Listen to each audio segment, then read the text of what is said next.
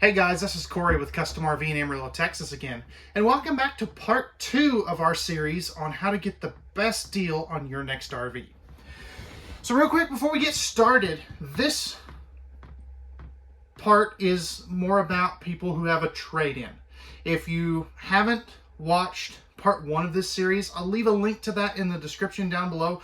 Go watch that first because a lot of those same techniques that I've covered in part 1 are going to apply here, and those kind of are the foundation of getting the best deal. So if this is the first time you're seeing this one, go back and watch part 1 first and then watch this one. So without further ado, let's get started. Okay guys, so again, this is more geared towards people that have trade-ins. And what you want to look for when you're trading in an RV is who's going to give me the lowest trade difference. And what the trade difference is, if you're not familiar with that terminology, that is going to be the price of my camper versus or minus your trade allowance gets you your trade difference. And why that's important, specifically that number, is that's the number you're taxed on. Everybody seems to come in and they always want to ask me, how much you give me for mine? And well, that's only part of the equation. Whoever's giving you the most trade-in allowance may not be the best place to go with, because if they're giving you way more than, let's say, I can give you, you're probably paying more than what your trade difference would be at a lower trade allowance. So I'll use a couple of examples, and I'll put this up on the screen. So let's say you're looking at a camper that costs, at my dealership, as an example, that costs $50,000. That's what our sale price is marked at, so I'm just using round numbers. Then let's say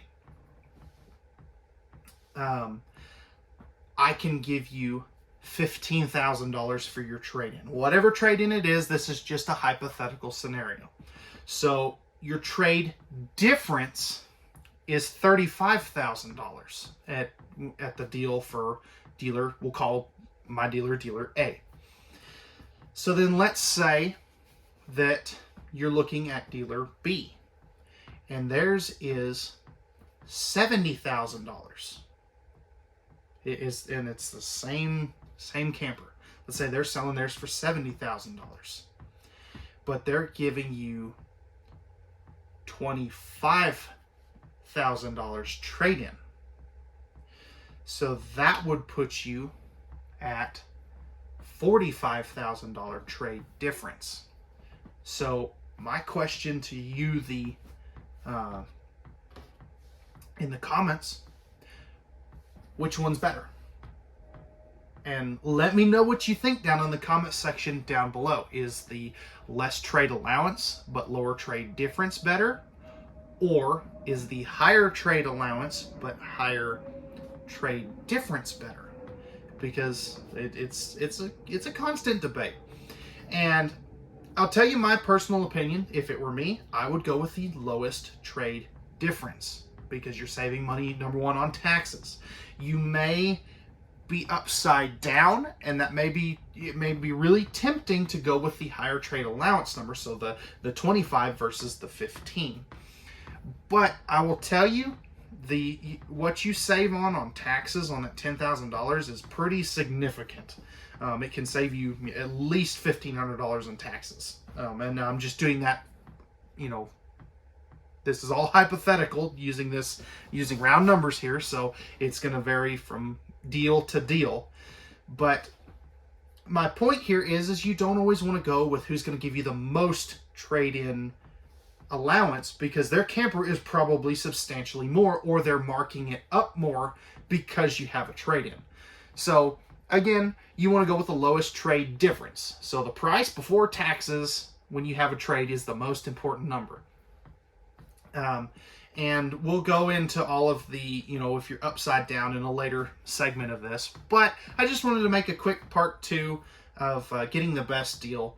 So to summarize it up, you want to go with the lowest pre-tax price with your trade-in allowance.